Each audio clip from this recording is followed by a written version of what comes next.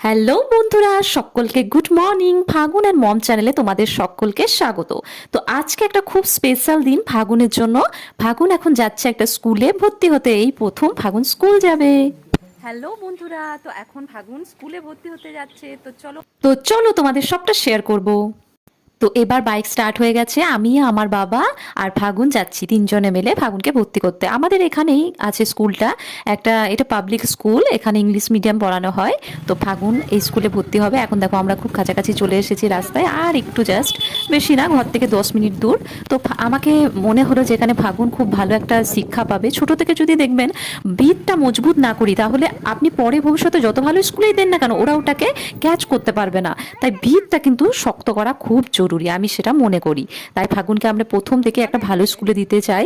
একটাই বাচ্চা, তাই আমি চাই ও ভালো করে পড়ালেখা করুক, যেটা আমরা করতে পারি সেগুলো ও করতে পারুক।